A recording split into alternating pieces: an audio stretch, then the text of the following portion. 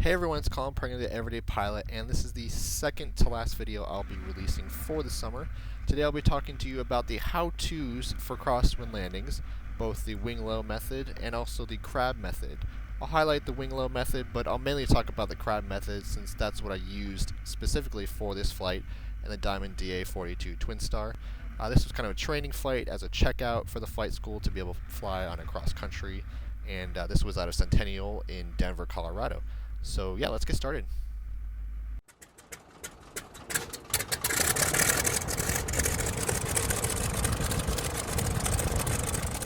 Mail. Hey, firm on mail. Alright, so after my instructor and I went out to the practice area to do some steep turns, VMC demo, engine out procedures, the kind of basic checkout stuff, we decided to head back to Centennial to do some single engine landings.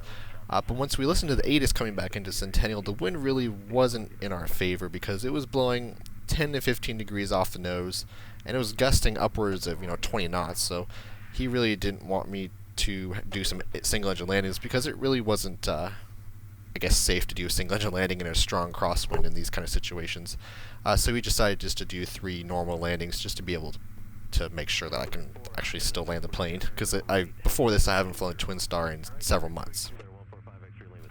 Now to talk about crosswind landings. First, I'll cover the wing-low method, which is the most common method used in general aviation, and not used in the airlines and big planes, because when you're a bigger plane, the wing-low method is kind of dangerous because you're hanging that wing-low to the ground, and you can catch it on the ground, and you can do some cartwheels and all that kind of fun stuff. Well, it's not really fun, but you get what I'm saying there. But the wing-low is... the intention of it is to keep the airplane going straight down the runway while maintaining some sort of crosswind correction, so you're not blowing all over the place, you're not going up and down, sideways, all that kind of stuff. It's a way to keep nice and coordinated coming in to land. So how to achieve the wing-low method is you use aileron and put the wing low that is into the wind. So if the wind's coming from your left, you're going to dip your left wing down into the wind, and you're going to use rudder to compensate for that left aileron to keep the nose kind of going in a straight direction. So if you just put the aileron in, you're going to actually start turning, and you obviously don't want that when you're coming on approach.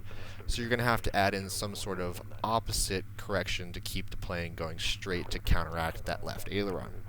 So again, you dip the wing into the wind, and then you use an opposite rudder correction, so in this case a right rudder correction, to keep the airplane going straight down the runway. Now you're supposed to hold that correction in until you get down into your touchdown, and you're supposed to touch down on the upwind side. So if the wind's coming from your left, you're going to touch down on your left main first, then your right main, and then your nose. So that's kind of the proper thing. And what a lot of pilots do is that after touchdown, they release all those control pressures thinking, okay, I'm on the ground, I can relax now, the wind's not going to bother me. But that is totally wrong, and it's incredibly dangerous, and I've read stories about people doing that. And what you really want to do is keep those corrections in there, because the wind can actually still affect that wing when you're on the ground rolling out. And you can go off the side of the runway, you can, if the wind's strong enough and you're in a light enough plane, it can actually flip the plane. So when you get onto the ground, never release those control pressures. Just do full aileron into the wind and apply proper elevator, wherever the wind's coming from, and try and keep straight on the runway, because you don't want to go off the runway. When flying the Twinstar, I tend to use a combination of the wing-low method along with the crab method, which I'll explain next time we go around the circuit. And you can see in this landing here, I'm using right aileron correction. And meanwhile, I'm keeping the nose going straight down the runway as much as possible using the rudders. And if I'm drifting too far to the left or right because of the aileron correction, I'll let the wing come up, and I'll correct as needed using the ailerons, not the rudders. But it's very important to always keep that wing low and into the wind all the way down to the ground, so that wind cannot affect that wing all the way down to touchdown. And like I mentioned earlier, always touching down on the upwind main gear first, so in this case the right. There's the right, and then the left, and then the nose. So that's how you do your basic, kind of standard wing-low crosswind landing.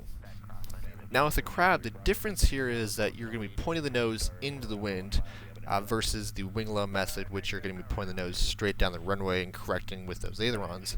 In the crab, you're going to point the nose into the wind using the rudder, keeping those wings level, and if you see you start to drift off to the left or the right, then you use the ailerons to correct, not the rudder still.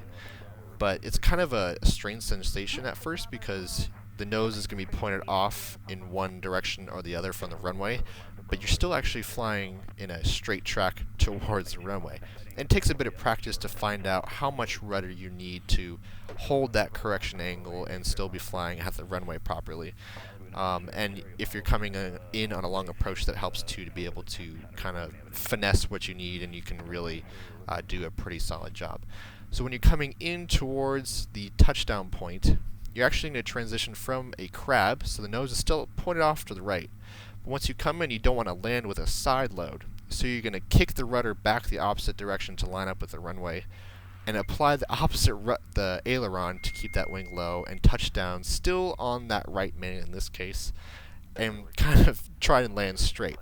That also takes a lot of practice when you have to kick the rudder out the opposite direction and be able to land without a side load. First few times I did a crab in this plane, I landed with a pretty heavy side load, but after a while you can actually just you really literally kick in the opposite rudder and straighten the nose out, lower that wing, and land on the upwind mains. Well, I hope you enjoyed watching this video. I certainly did enjoy making it for you, and I hope you got something out of it and learned something about crosswind landings. If you did like it, go ahead and give this video a big thumbs up. It lets me know that you did enjoy it. If you're new to the channel, go ahead and hit that subscribe button. All my links will be down below. If you have any questions whatsoever about flying or what I said in this video, go ahead and leave them in the comments below. I'll be sure to answer them for you. Look for another Twinstar video next week, next Sunday. I took this plane out on a cross country and we ran into a bit of a storm on the way back to Centennial, and it was a bit exciting. So go ahead and hit that subscribe button to be notified when I post that video and when it's up. And as always, we'll see you next time.